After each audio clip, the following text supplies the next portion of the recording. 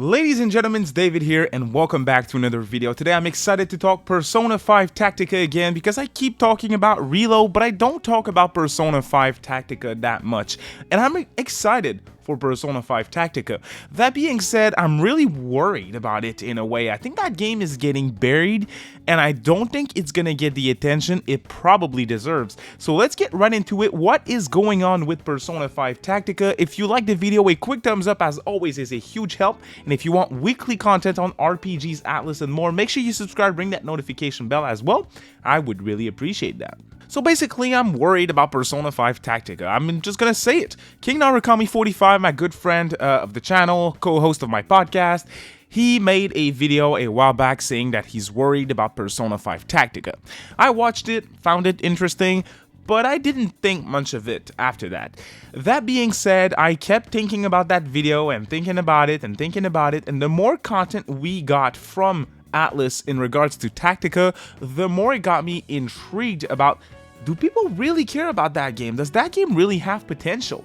And honestly, I don't think so. I think it's going to be a good game, but I think it's a game that is going to fly under the radar completely for a lot of reasons.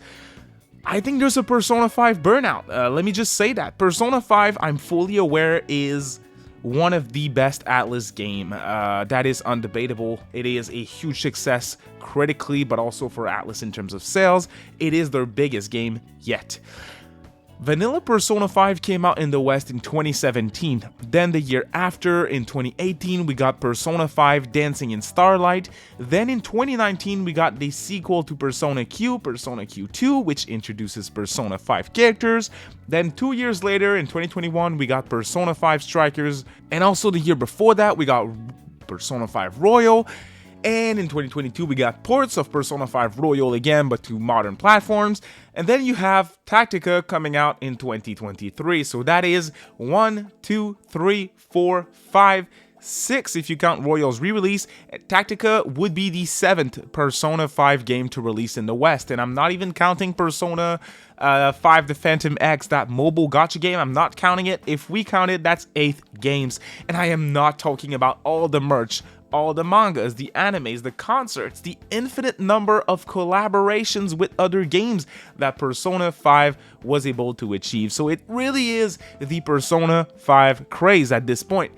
And the problem is, Persona 5 is huge, but no one talks about Persona 5 Tactica for a lot of reasons. But hey, just my own videos. There's videos that I always like to make on my channel for games that I'm very excited for, and it's videos going over everything that we know so far about a specific upcoming release. I did that video 3 months ago for Persona 5 Tactica, and on the day of recording this video, that video is at 2,900 views on my channel, and I made a video for Reload, which is the exact same thing. That one is a month old though, so it's a more recent video, and it's at 10,000 views. So it's crazy. Plus Persona 5 Tactica is right around the corner, so obviously my videos, they don't mean much specifically, but you can extend that to the official trailers. ATLUS, they pumped out official trailers for Tactica and Reload all the time, and the amount of views for Tactica is always considerably lower than for Reload. And that brings me to my next big issue with Tactica. The big mistake that ATLUS made with Tactica is they revealed it alongside Persona 3 Reload, which is and has been the most requested ATLUS remake of all time for over a decade. That was revealed in the same Xbox Game Showcase as Tactica. And they also revealed Metaphor Refenitio, which is ATLUS's first new IP in a decade, made by a brand new studio composed of legendary developers at ATLUS from the Persona series and SMT series. So basically, ATLUS dug a hole for Tactica, and Metaphor spit on it, and then Reload shit on it. That's what happened with it. And that sucks because, again, it looks good. I'm glad we have a game in that style to look forward to from ATLUS, and I will be playing Persona 5 Tactica. Again, the complaints that people have about that game, I don't necessarily have. The art style being a little weird, I don't care for it, but people do. It doesn't look like Persona Q. It does not look that great. Feels like the characters are all stretched out. It looks strange, and people complain about that. That game is $60, again, with a lot of day one DLC, but sadly, that one locks two of the most popular Phantom Thieves behind a paywall, being Kasumi and Goro Akechi. So just shitty practices with the release of Tactica. It releases next to a bunch of other games, right next to Star Ocean, right next to Like a Dragon Gaiden, right next to Super Mario RPG Remake on the same day. It is a big mess for Persona 5 Tactica, and sadly, I cannot see it do so well in terms of sales. I think it's a game that will go on sale extremely quickly. Now, the final thing that I want to talk about, I mentioned that before in my community page to keep my subscribers here, you guys watching, up to date on my plans for reviews, and I generally review ATLUS games early. I was lucky enough before to receive review codes from ATLUS, which would allow me to review some of their games before. I reviewed 13 Sentinels on Nintendo Switch, I reviewed Shin Megami Tensei 5, SMT3 Nocturne HD, Persona 4 Arena Ultimax, I got Persona 5 Royal on Switch early, and when it comes to ATLUS, they are changing their ways of doing things right now internally. I was in discussion with someone at ATLUS West a few weeks back, and they confirmed that they are not giving away review codes to independent creators for Persona 5 Tactica, which means that your favorite content creator, regardless of if it's me or someone else, we're not getting codes early.